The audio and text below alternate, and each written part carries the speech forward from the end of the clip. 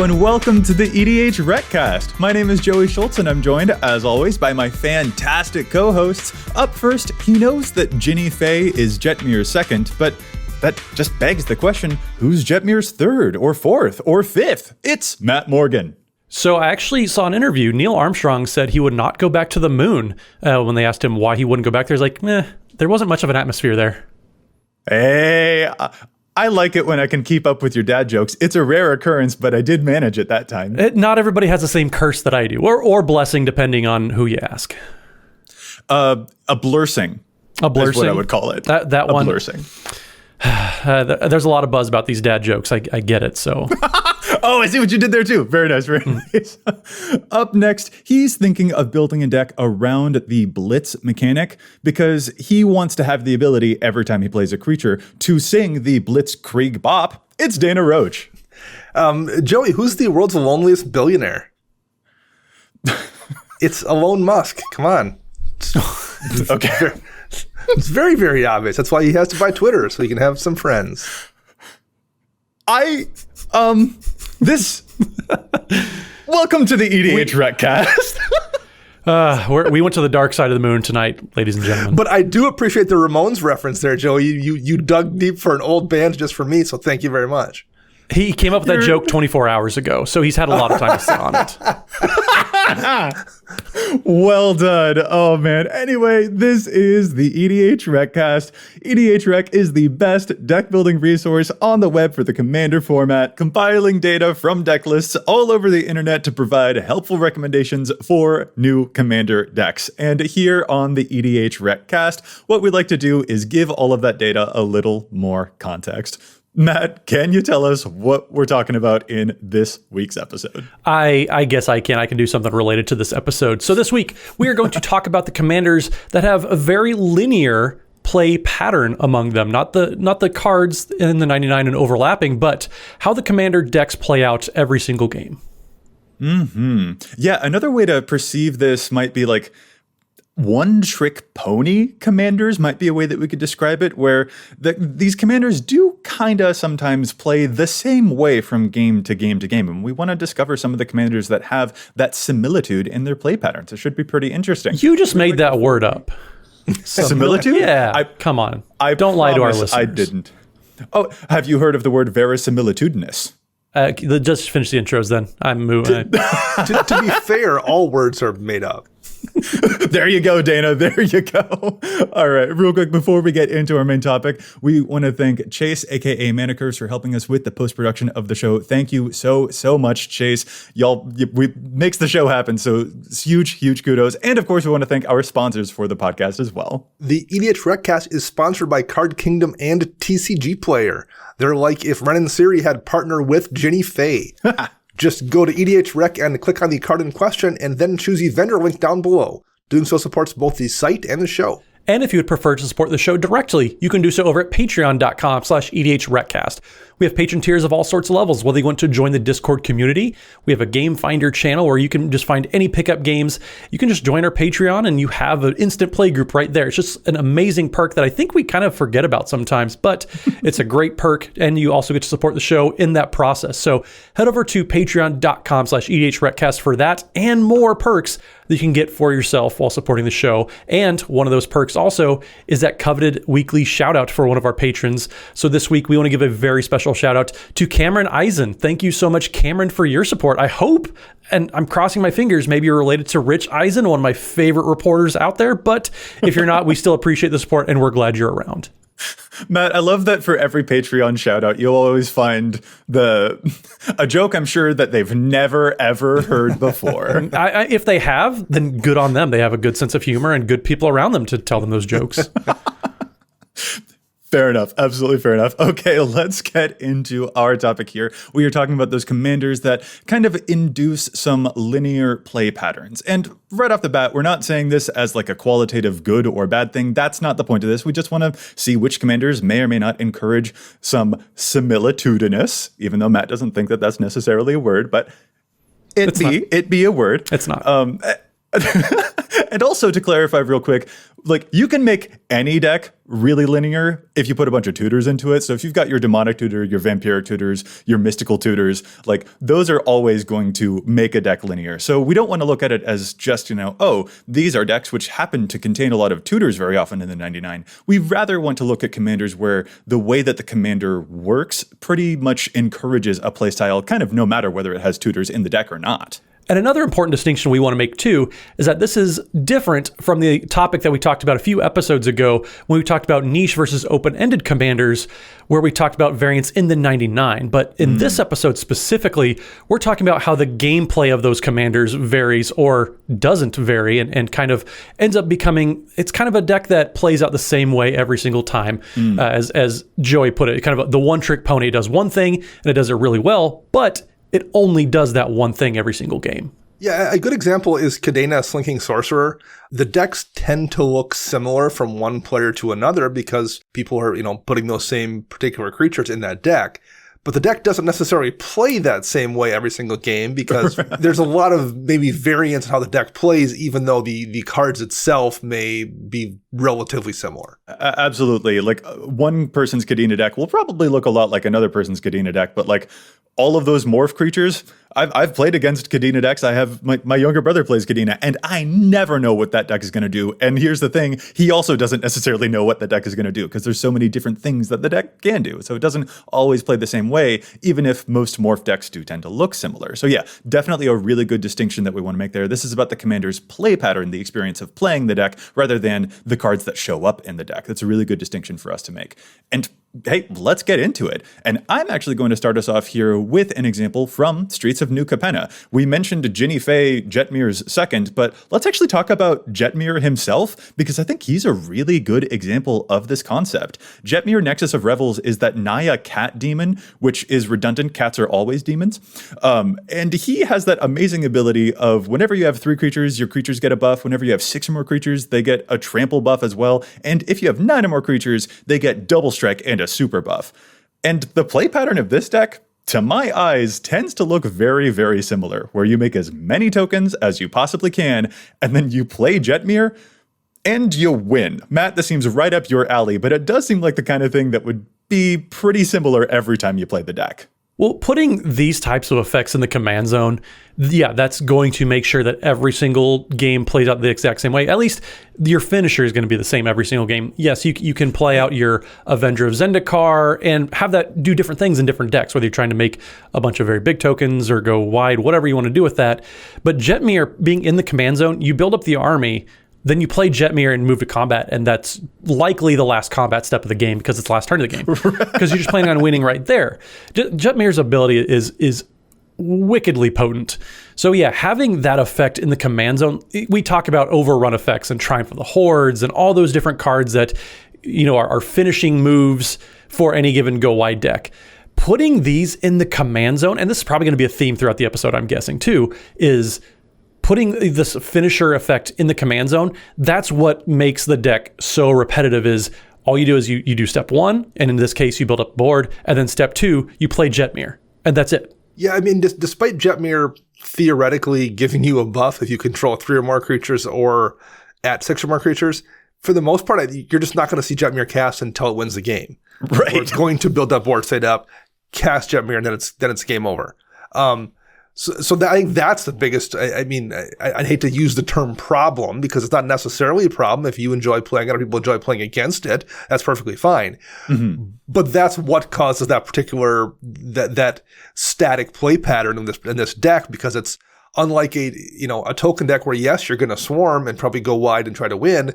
How you're going to win is going to be different, and you're probably going to be playing your commander along the way to move yourself towards that win state.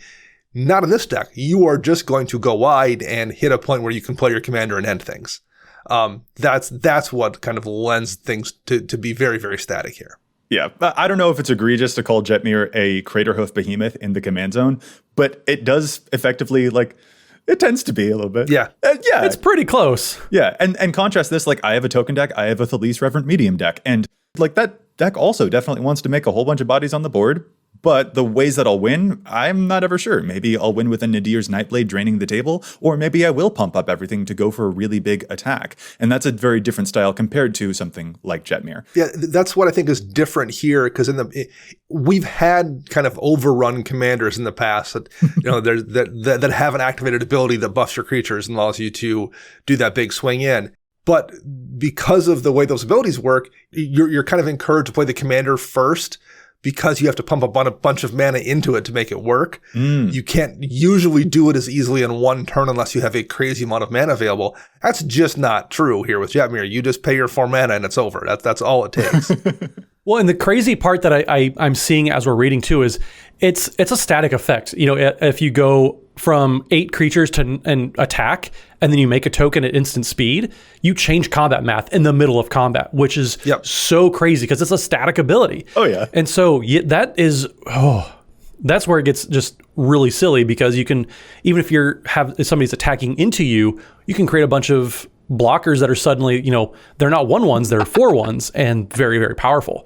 So blockers? Matt, blockers? What do you mean blockers? This deck doesn't block. Jetmir's never on the table when this deck needs to block. Well, Arachnogenesis is a card. You can fog sometimes and make more tokens to then attack because it feeds Jetmir. I suppose, yeah. It's a card that should be in this deck for the record. But yeah, no, this definitely plays out with this deck's data, because like Jetmir being the last card you play is so core to what we're seeing in the data for this commander that even famous draw spells like Rishkar's Expertise do not show up in this commander's deck data, because it almost never, you basically never have a card that has a lot of power in play, because Jetmir is rarely ever in play until you're about to win. So yeah, that can kind of cause the deck to funnel down to a very specific play pattern. But I think that's probably enough about the Cat Demon. Matt, what is our next commander that we're talking about that has a pretty linear play style? So the next commander we're going to talk about is one that I had put together for a very long time, and that is going to be Narset Enlightened Master. So in case you haven't seen one of your tables lately, Narset Enlightened Master is the Jeskai commander. It's 3 and a Jeskai, so a blue, a red, and a white, for a 3/2 human monk with first strike and hexproof.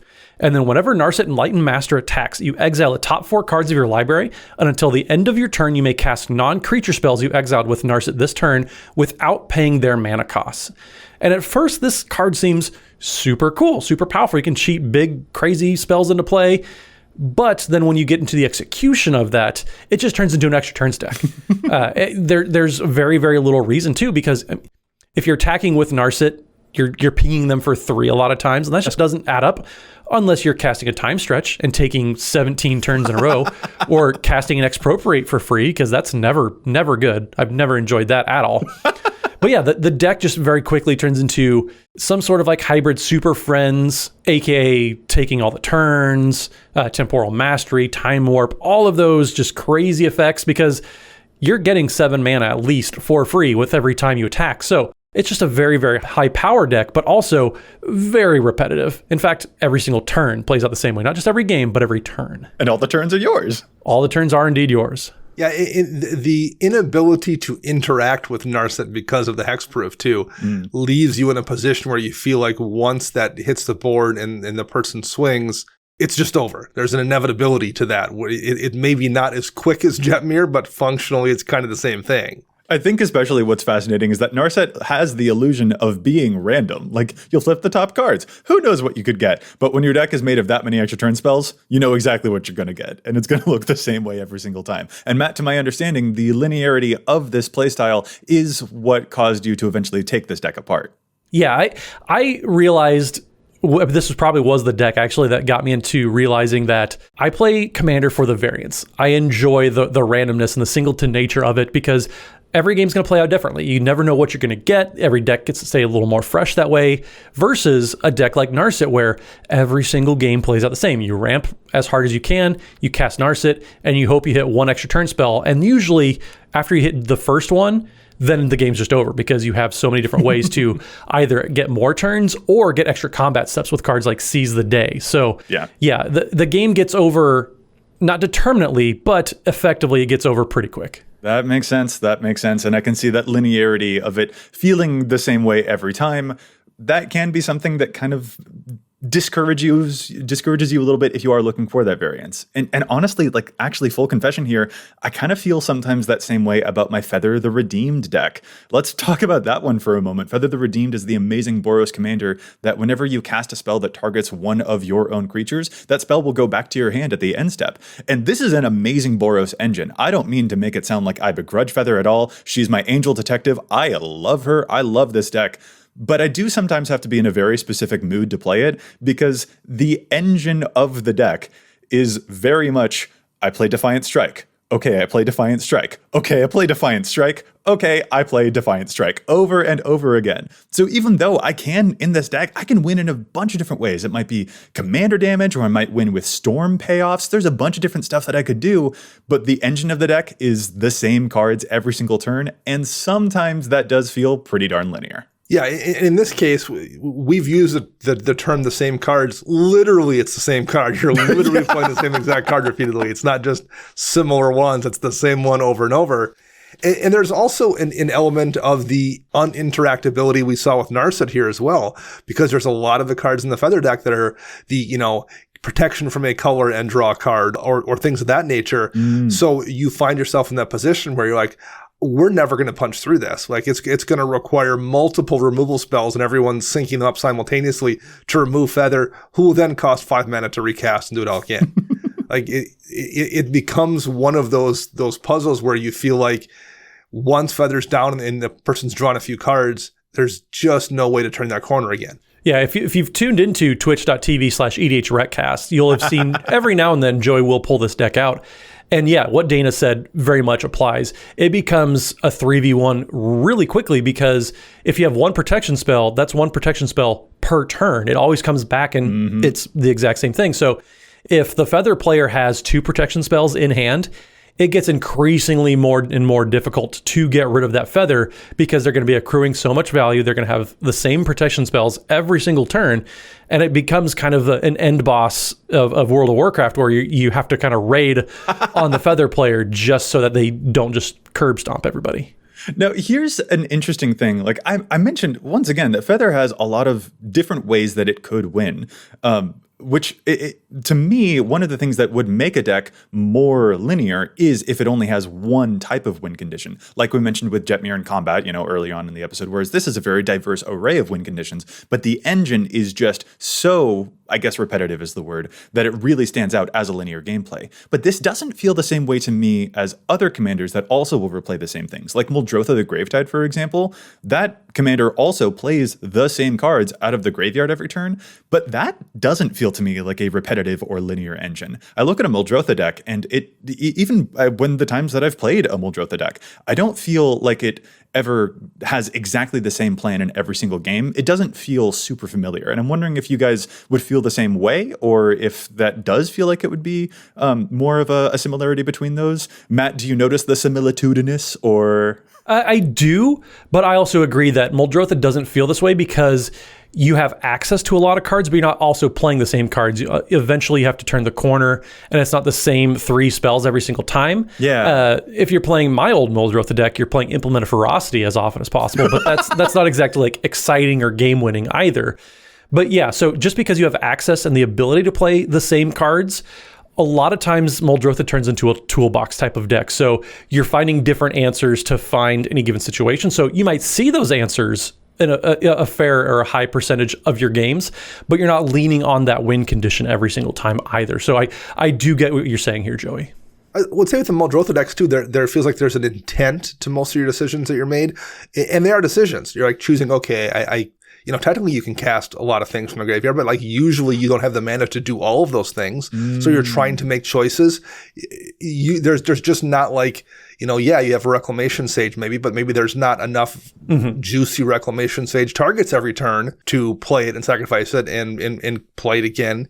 Whereas with that Feather deck, you are kind of encouraged to use all of the mana you have to recast that same spell repeatedly before it comes back to you to draw as many cards as you can. So I think that is the difference. I think you're making a few more choices in the Muldrotha deck and maybe not making choices. In the Feather deck, you are just encouraged to just keep doing that loop as much as you possibly can. Yeah, that does make sense. One card alone can totally pull all the engine, all of the weight for Feather. Whereas Muldrotha, you know what? This actually might be another thing that kind of converges between the variability of gameplay, but also the lessened variability within the 99. I would suspect that a lot more Feather decks have a lot in common with each other than Muldrotha decks have a lot in common with each other. And that might also be kind of another convergence that adds another layer of the similitudinous. Matt, I'm going to keep saying that word because you're just going to drive it into the ground. But yeah, I like the point that we're making here, and the distinction between these two fairly popular commanders, because yes, you'll find one Feather turn, and that's your turn for the rest of the game. Yeah. That's not exactly the same for Muldrotha. You'll have different turns, but you might have the same pool of cards to play from, whereas Feather has, like, you find your turn 4 play, and that's also your turn 5, 6, 7 until the end of eternity. Yes, absolutely. Hey, you know what? Actually, bonus shout out here. If we're going to talk about things where your turn 4 play is also your turn 5, 6, 7 play, Rat Colony, Persistent Petitioners, Dragon's Approach, like, every turn looks the same with those because your deck is full of a bunch of repeated cards. So, like, honorable mention to those guys. Now, we do need to give some credit to the Rats and the Persistent Petitioners decks. Sometimes the 1%ers do have a Thrumming Stone, so sometimes they get to throw that out there, and that's a little bit of a curveball. Fair enough. Another commander that has a pretty linear playstyle was Prime Speaker Vannifar, who is basically a creature that's a birthing pod. Oh, yeah. I think at this point everyone knows what a pod chain is. There's a specific creature you're going to sacrifice to go get a different one that you know you're going to be able to use to untap Vannifar and do the whole thing over again, running up your chain to hit to the particular combo that you're going to use to win. And this isn't necessarily unique to Vannifar. Basically, any commander that can tutor from the command zone is going to do this. Mm-hmm. Speaking from personal experience, way back when Yasan Wanderer Bard was first released in, I think it was M14, I had wanted to build a mono green deck, so I had built Yasan. Eventually that became my Reki deck after I realized Yasan literally played the same way every time. You kind of got a pod chain going. You would go get this thing that would protect you to get to this thing, to get to this thing. And at first I was like, I'm just going to get up to eventually Crater Hoof and I will win the game. But it became apparent along the way that that's not what it was. You didn't have to get to Crater Hoof to win the game. Once you got to Seenbarb Muse, you knew you were going to get to Crater Hoof to win the game. And then once you got to, I forget even the sequence of creatures, the one before that could protect. Like, eventually I just very quickly figured out the line to get up to that Crater Hoof as fast as possible. And it played the same way every single time. And that was before we even had like smart CEDH people finding optimal ways to play that deck. That was just me casually doing it, and I found out ways to do it. People playing competitively have found much more effective ways that are probably also pretty linear. So that's one that, at least for me, really jumps out as an example of a tutor commander that played the same way quite literally every single time I had the deck out. Oh, yeah, for sure. Especially because when you are playing any game competitively, the idea will be to reduce the amount of variance in your deck. So I can see this being very appealing, finding the lines. But yeah, no matter how you're building these types of commanders, anything that tutors, no matter where you're aiming, there is going to be a linearity to the playstyle because you will, just by dint of playing it, find what your best targets are, even if you don't want it to be a combo deck. Frankly, I would throw Captain Sisay into this category too, because that one can tap to tutor for any legend in your deck. While playing it, you're going to know what your best legends are, and you're probably going to find the same 1, 2, or 3 every single game. So you'll see them a lot, so the deck will start to feel a little bit like the previous game that you played with it too. Or what's the tutoring dragon, the 5-color Tiamat? That one, when it enters, you search your deck for 5 dragons. Most likely, you'll know what the 5 dragons are that you want to go get, and but by the way the commander works, you'll see those same things every single game. This does actually make me wonder, Dana, you have a mono-white Super Friends Jeru with Eyes Open deck, and the ability of that commander also tutors your deck for a Planeswalker. I assume that you know what the first Planeswalker or first couple of Planeswalkers that you would go and tutor with that deck would be. Does that feel to you like a deck that plays pretty much similar from game to game, or because it's Super Friends, is there maybe variability there with the playstyle? Where does that one fall amongst this tutor category? The first target is almost always Baby Karn, because it's one of the few ways to draw cards in white, essentially. So I'll go grab 4-mana Karn pretty quickly. But after that, it's very wide open. Okay. Because you're playing mono-white Planeswalkers, there's just not a lot of like things you can go get that are going to radically change the face of the game immediately and win. I can go grab something like Elspeth Sun's Champion and start putting tokens in the field, but I mean, that's not necessarily going to win the game for quite a few turns. I can go grab a Gideon if I'm worried about someone killing me and make the emblem that keeps people from killing me. So like it becomes much more toolboxy after I get that first card. Nice. So I do want to give an honorable mention then to a couple of commanders that we've kind of joked about them on episodes prior, but Marilyn of the Morn Song and Sidisi Undead Vizier, the ad nauseum kind of meme combo decks that you see where the typical deck is playing 60 lands. For those of you who don't know, there was an old combo deck where you basically ramp, and on turn 5 you either get your commander or ad nauseum, and you draw your whole deck, and then you find some silly way to win, like Sickening Dreams or something like that. So it's intentionally meant to be kind of a silly meme deck that only does one thing, but it does it very, very well. If that's your jam, it's kind of a one and done for me. But if that's what brings you joy, then man, it's a very silly way to do it. Yeah. No, yeah. These whole any commander that searches for a thing, I mean, you don't even need tutors in the 99. We know that those are going to be pretty linear. But again, sometimes that's the appeal. Like I said, with my Feather deck, I don't play it as often. I do find myself not reaching for that deck first and foremost whenever I want to play because, Matt, like you, for me, the appeal of Commander is often found in that variability. I don't know what's going to happen. And Feather, I do tend to know what's going to happen with it. But still, sometimes that's really what you're in the mood for. So, like, these can all be super fun. Again, this is not a value judgment that we're placing on any of these.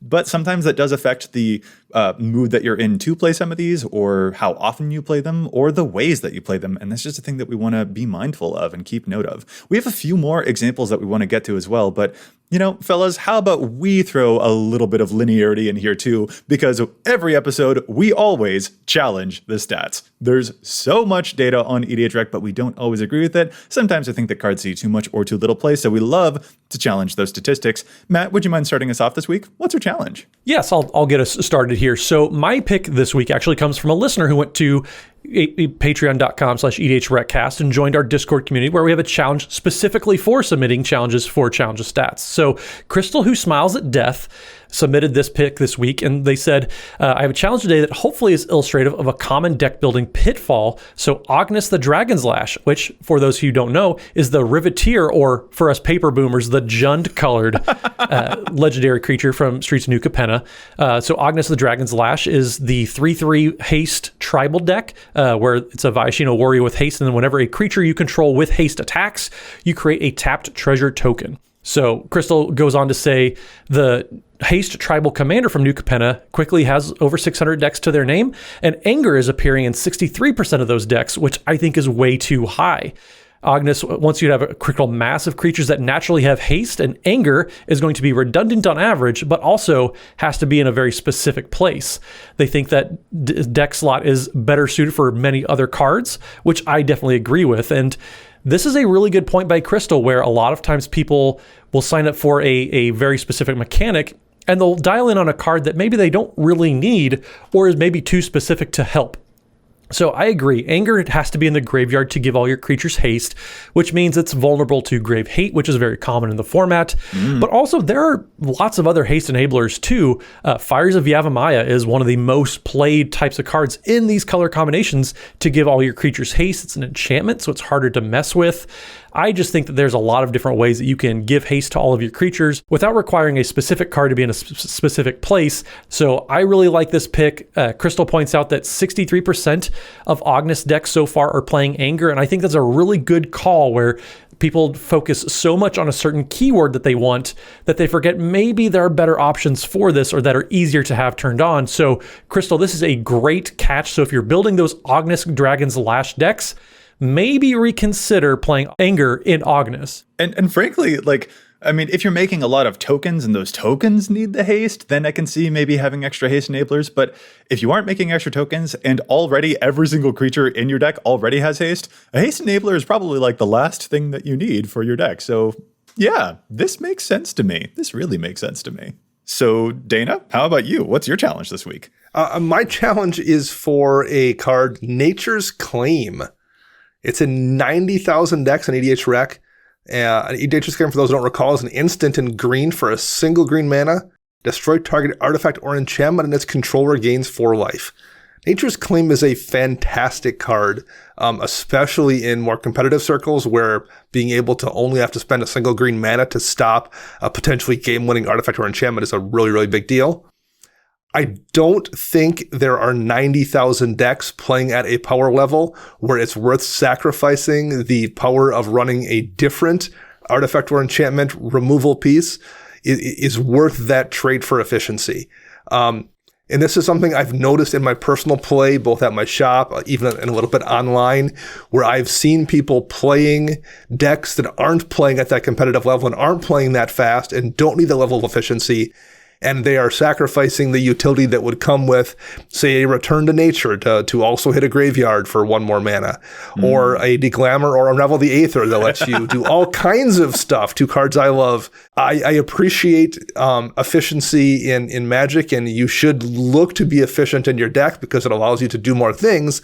But with efficiency comes a trade-off very often. You are giving up utility many times for some of that efficiency. And one of the things we've seen in recent years, we've talked about it a lot, is the 3 mana rocks that they put out in the last 2 years, say 3 years, that have gotten much better than they once were, where now you're kind of forced in a lot of cases to choose between that efficiency versus the utility. I think Nature's Claim is an example where I think people are still too often sacrificing the utility for efficiency in decks where utility is way more valuable than a little bit of efficiency. So Nature's Claim is a fantastic card, don't get me wrong, but I think more people need to take a look at whether or not it's fantastic in their deck or if they wouldn't be better served spending 1 more mana to get a little more utility. I fully, as soon as you said the opening words of your challenge, Dana, I was like, this boy is about to tell me his secret challenge is actually Deglamour and Unravel the Aether. That's what's going on here. This boy is telling me a personal story that he had where he had a Nature's Claim that couldn't get rid of the indestructible Blightsteel, that couldn't get rid of the Krufix God of Horizons across the battlefield. But this is how he found his love for those, instead, the enchantment and artifact removals that shuffle into the library, which does answer a lot of various different things. So I knew that you were secret challenging those cards really with this, and I love it. I had a friend years ago with the Perforos deck, and I shuffled that card into his library so many times before they changed that shuffle rule. Yes, this is a really interesting choice. Yeah, no, like observing when you could use the flexibility and stuff like that. And I am personally hitting that point too, where I'm like, oh, Deglamour, it's just one of Dana's pet cards. But no, I'm actually looking at my own decks now. I'm just like, I think I might need a Deglamour in this deck because I'm running into more and more indestructible stuff, and I need variable answers for that. And my destroy effects aren't working all that well. Dang it. Do I have to admit that Dana is right on the podcast? Ugh, this is going to embarrass me so. It's just so bad. It feels bad. I feel, whenever you're right, Joey, I feel the same way. And I support you both. Dang, that's so funny. All right, I'll move now to my challenge here. And my challenge is kind of this is an uphill climb, but bear with me, everyone, because I know that Yarok the Desecrated is a commander that has a lot of deck data on EDHREC, nearly 6,000 decks, I think, but I am going to challenge a card that isn't appearing on Yarok's page at all. And again, there are so many cards that could go into a Yarok deck, so it is hard to make challenges on commanders that are this popular and this versatile. But I do think that the card Phantom Steed is potentially worth a look if you're playing Yarok, and especially if you're playing Yarok on a budget, because this card does some wacky stuff in that deck. Phantom Steed is a 4-mana Horse Illusion, a 4/3 with flash. It's a blue card, and when it enters the battlefield, you exile another target creature you control until Phantom Steed leaves the battlefield. And because of Yarok's ability, that would happen 2 times. You would get 2 of those triggers. But here's the thing that is especially interesting. Whenever Phantom Steed attacks, you create a tapped and attacking token that is a copy of the exiled creature, except it's an illusion in addition to its other types, and then that token goes away at the end of combat. So the play pattern basically that could happen here is that you play the Phantom Steed with Yarok in play, and let's say you have a Reclamation Sage and, I don't know, a Manglehorn in play. Phantom Steed would allow you to exile both of those things because you are doubling up the ETB trigger. And then when you attack with Phantom Steed, you would get the ability to put both the Reclamation Sage and the Manglehorn in play, and then Yarok would double up their triggered abilities. And this is actually kind of confusing at first, because it looks like Phantom Steed would only let you put one copy of one of the exiled things into play, but according to, and I'm not joking here, y'all, Rule 607.3, if an ability performs any actions with it performs the action on each exiled card, rather than if it performs actions on, quote, a exiled card. This is confusing. I don't expect anyone to follow along with that, but my point is that the Phantom Steed interaction here works. So this can save 2 of your creatures, and it can pump out a copy of each of those creatures every turn, and those creatures will get repeated effects over and over again. You can even use this thing to save your board, which I think is really fascinating. This card just doesn't show up on Yarok's page at all, and if all of that sounded complicated but fun to you, then I just encourage y'all playing Yarok to look at this one a little deeper. I had no idea that worked that way, probably at least in part because I don't know if I've ever seen Phantom Steed actually cast in a game. Yeah, Dana, honestly, that's fair. Like, can you even tell me what set this card comes from? Because I didn't know until I looked at the set symbol myself. So. I can, just because I've played D&D once upon a time, so I knew it was a D&D creature, so Dang. Forgotten Realms it has to be. But if it wasn't for that, I probably would not have known. You outsmart me once again, Mr. Roach. How dare you? Okay, let's get back to talking about some of those commanders that encourage linear playstyles. Matt, do you have another example for us? What's another commander where the deck tends to play out more or less the same from game to game to game? Well, I have one, actually, that Dane and I both built for some... Actually, I think, Joel, you might have as well, actually. But Edgar Markov is a commander that literally every single game plays out the same way, and probably a lot of these Eminence commanders in general might fall under this umbrella, because they're doing their thing from the command zone. You don't even have to cast them, and I think I've seen Edgar Markov cast maybe twice ever. But Edgar Markov was the Vampire Tribal back from one of the Commander Precon sets a few years ago for 3 in Mardu, so a red, white, and a black. And it has the Eminence ability of whenever you cast another vampire spell, if Edgar Markov is in the command zone or on the battlefield, you create a 1/1 black vampire creature token. And Edgar also has other text, but nobody ever cares about it. But the big reason is because with this Eminence ability, you're kind of incentivized to play all the 1 and 2 mana, very low to the ground and aggressive vampires that we got over the years. And you're playing roughly the same thing. Your win condition is just a critical mass of creating so many vampires that people have to, they just can't keep up with it. And all the while, Edgar Markov is just sitting in the command zone, accruing you so much value. And you might even say the same for Oloro decks, anything that has the Eminence ability. A lot of folks, give or take, may not love the Eminence abilities, but that also means that, yeah, these decks, they all play out the same. They're all hyper aggressive. These Edgar Markov decks just flooding the board with vampires. Yeah, I mean, that was exactly my same experience as well, Matt. And I think we both went through the same thing at the same time. I remember when that card was released, and us like theory crafting back and forth about, best way to play it, what cards would be good. And we were both so hyped. We built that list in like 10 days, maybe. Both of us were like, well, we're done with that. Yeah. Yep. Oh no, I think I kept mine a little bit longer than that. But for me, the thing that I noticed is that the deck was a lot more powerful than I wanted it to be. But Matt, you had mentioned that a lot of Eminence commanders might feel this way, and you used Oloro as an example. I think I might personally disagree there. I think that a life gain deck does have a bit more, I don't know if a life gain deck is going to win with a Felidar Sovereign or an Aetherflux Reservoir or a Sanguine Bond. So that deck, here's I think the difference actually. It's how long the game goes. Oloro will have a longer game, so a lot more can happen, but an Edgar Markov deck is so aggro, so low to the ground, so speedy that there's not enough time for different things to happen.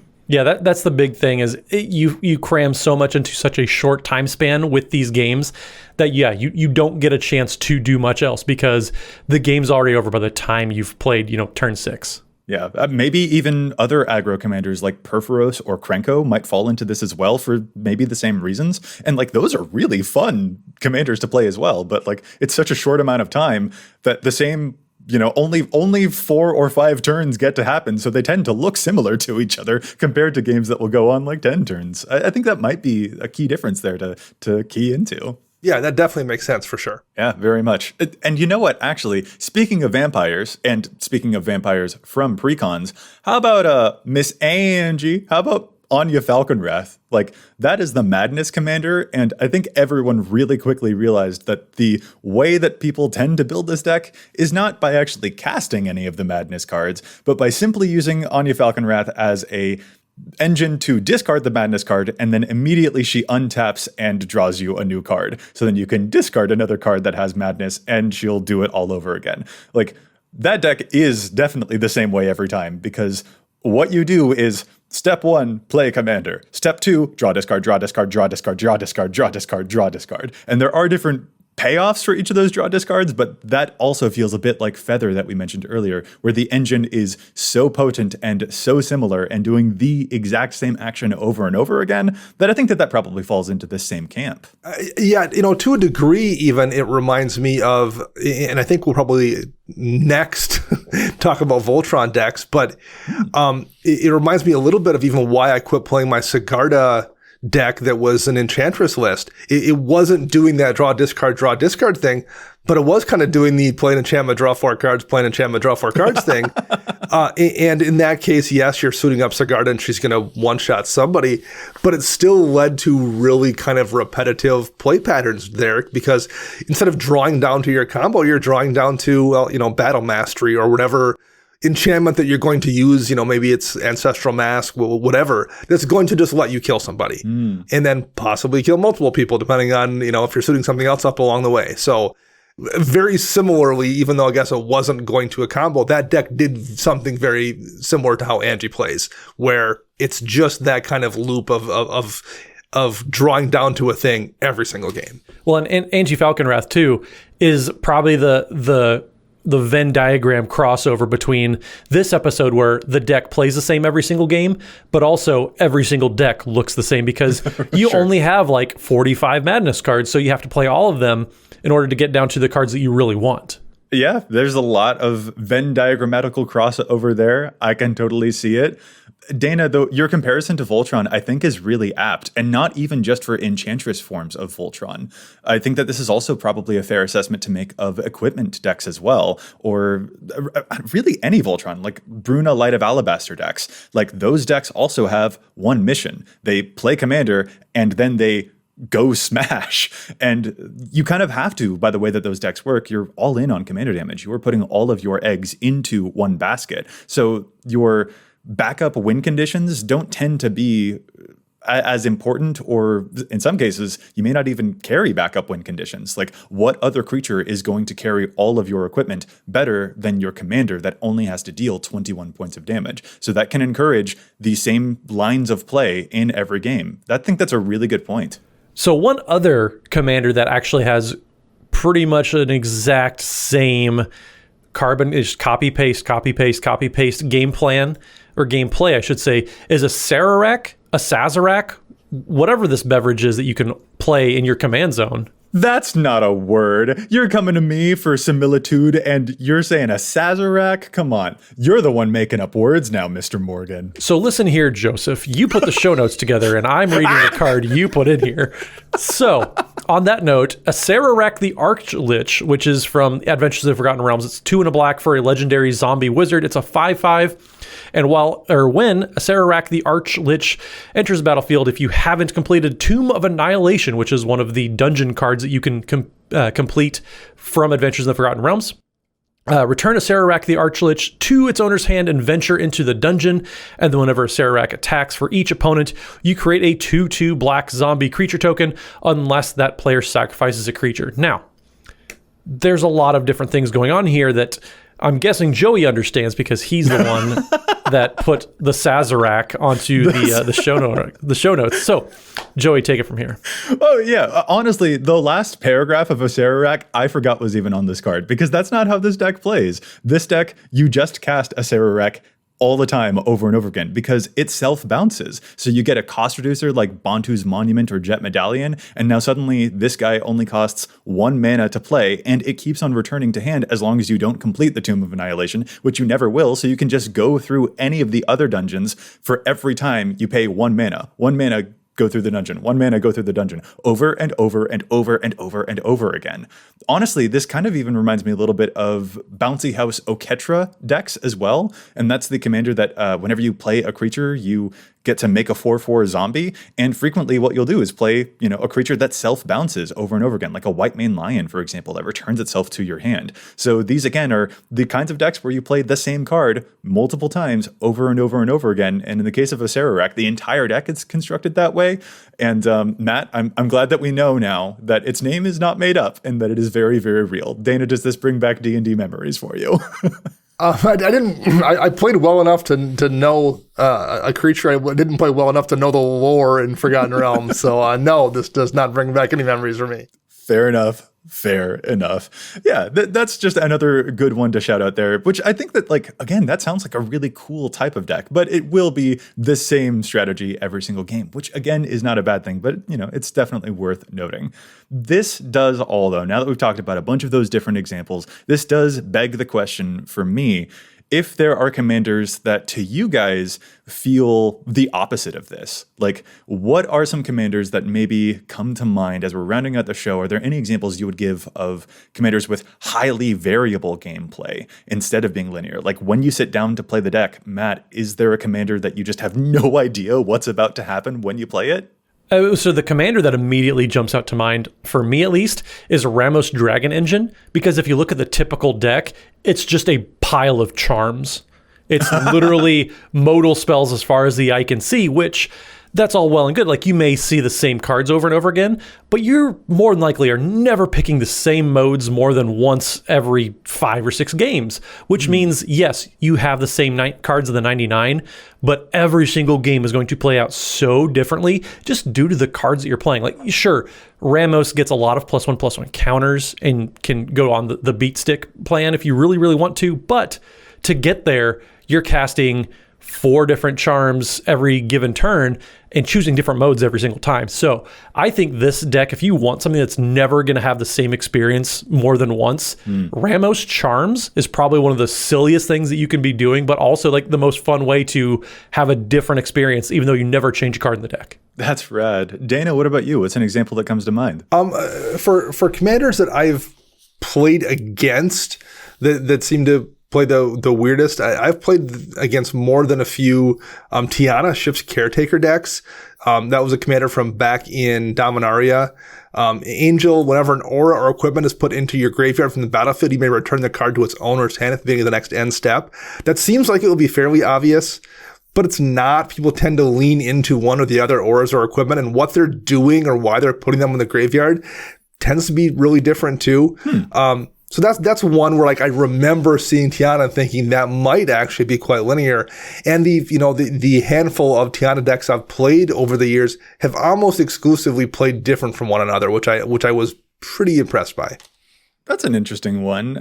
I think since we've been talking a handful of times about D&D, I actually want to shout out one, maybe you do know the lore on this one, Dana, Xanathar, the Guild Kingpin, which is the blue-black commander that steals from the top of opponents' decks. And for that matter, I'll also shout out Gonti as well, because that Lord of Luxury there is going to also take cards from the top of your opponent's decks. The entire plan of the deck is to acquire cards that don't even belong to you. You're trying to take other people's cards, and you have no clue what it is that you're going to get. So you have to adjust your game plan on the fly if you are going to succeed with those strategies. You really never know what you're actually going to get with any of those decks. And so that strikes me as a deck where when you sit down to play it, you don't know what's going to happen, but you know that you're going to be powerful while you're doing it because hopefully your opponents brought some powerful cards of their own. Yeah, the decks that do things based on your opponent's deck tend to really be variable. So that's a really good call, Joey.